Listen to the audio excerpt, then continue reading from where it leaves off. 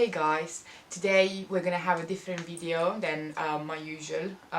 It's gonna be a very quick one, and it's just gonna be a very fun video that I just thought it would be nice for me to do, because when I was pregnant I was looking for must-haves for babies a lot, and I wanted to be prepared, and these items didn't really come my way, so I didn't really see people suggesting these items for new moms. So I thought, I got these things and it helped me a lot, so I'm just gonna tell you guys to get these things if you can before having a baby, or if you already have a baby you might think, oh, actually I need that. So let's go.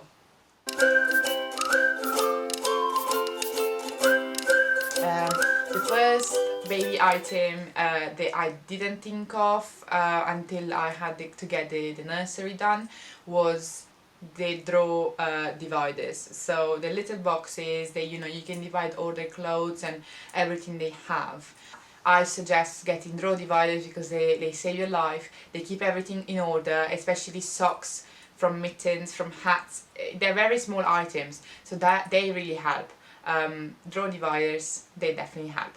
Right, so apart from drawer dividers, I got dishwasher basket for bottle pads and pump pads, or what parts you can actually wash in a dishwasher.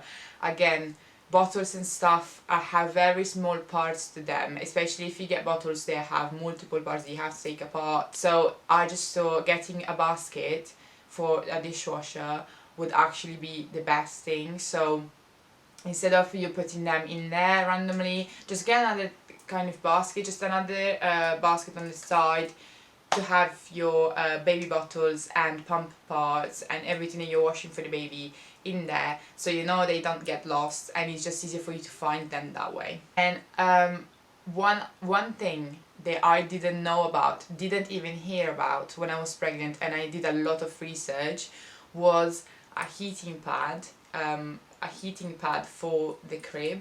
So basically when she was a newborn, we tried to put her in a crib and she did not want to go in it.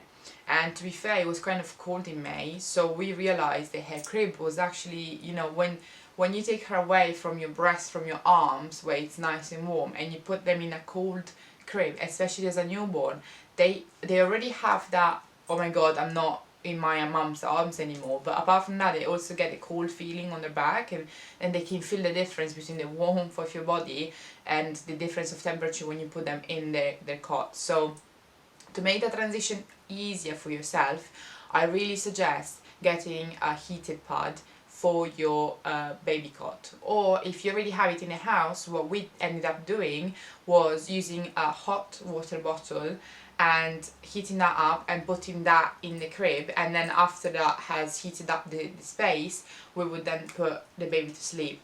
The only problem with that one is the fact that with a hot water bottle you need to boil the water, wait for it, make it, and then the hot water bottle is usually like probably this size, so when the baby grows it's not actually going to cover a big surface of the cot. But if you get a heating pad, then that would cover a bigger surface, and you will probably keep the surface a little bit warm a bit longer for the baby to sit on. So I just think that's a good idea. Not during summer, I'm not talking about overheating the baby or anything like that. I'm just talking about the mattress just a little bit warm when you put the baby on it, so they don't have that difference of temperature straight away, and it's probably gonna help them to sleep instead of waking up straight away because they're cold. So that I think that is a very good bit of advice. I found that out when we already had the baby, so if you can just get yourself prepared before, that really helps. Another one they didn't think of was a sun hat. Now I know I am in the UK and the sun is very rare, and especially this summer wasn't that sunny, but we completely forgot about the possibility of a baby needing a sun hat, because you might think they're gonna go in the pram the whole time, and the pram already has a cover, so it already has a sun cover, so you just don't think you need it.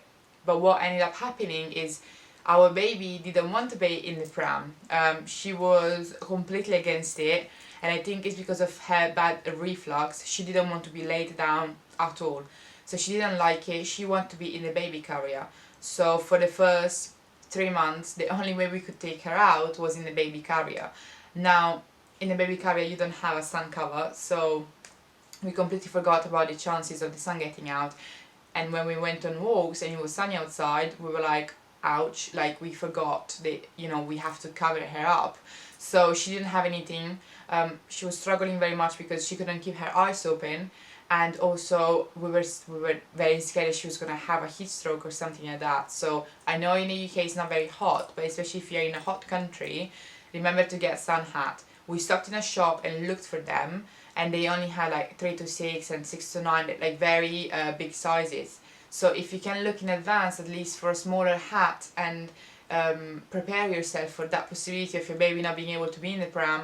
So if you have them on you in the baby carrier, I just think having a sun hat on them, it's a very good option. So just don't forget to check that one out and look for it in advance so you're prepared if you're having a summer baby. Another one that I didn't think of was a cup holder slash organizer for your buggy. Now, every buggy comes with the one underneath, and some buggies already come with a cup holder and the organizer for it. But mine didn't, and a lot of them probably won't. So I'm just telling you, we found out that later down the line that we were gonna need it.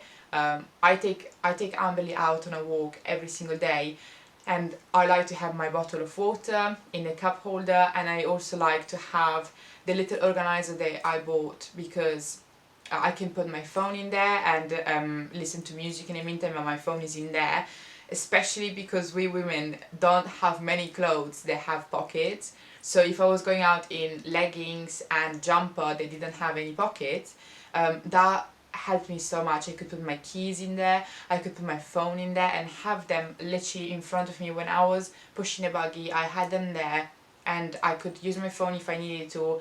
I had my keys, so I wasn't scared of like losing them in the changing bag, and they were easy to reach out for when I got back from the walk. So I didn't have to go underneath and look in the changing bag or even take the changing bag with me if it was only a walk around the house. So I think if you can prepare yourself for that one, and before having a baby, get all the accessories for your pram, they do help a lot. So a cup holder if you want to take water, coffee on your walk, and an organizer for your pram so you can put your phone, your keys, and every item that you might need straight away. We also have a dog, so I also put the poo bags in there, so when I need to use them, I have them straight away and I can reach for them without having to look anywhere else. So if you want to do that, I just think that's a very good idea, and that's a very useful item to remember to get. Now this is another one. I did hear of it, and I didn't really think it was necessary, and it's probably not, but it's a wipe warmer. I know a lot of people don't use it, and at some point you're gonna have to stop using it because your baby's gonna grow and you're not probably gonna want to use it as much. I remember there's a lot of tricks and hacks for it because if you don't put water in it, it's probably gonna dry out the wipes. So what a lot of people do apparently is put water in it to keep the wipes moist, so then they can you can use them on your baby, especially if you're using baby water wipes. But I don't think I needed it, and I didn't end up using that because I ended up just having to draw because by the time my baby I realized my baby needed it, she was already like growing up, and I just thought, oh, at this point we're not gonna need it anymore, so we're just gonna have to do without it. But I'm just saying, if you're at the beginning and your baby doesn't like changing very much, or they seem like they're screaming a lot when you're changing their nappy, it's also because probably they feel the cold feeling of the wipes and they don't like that. They are only used to the warmth and to the warmth of your body and to the warmth in general of their place, their environment. So putting cold wipes or cold water on them when they're newborns is probably going to disturb them a little bit.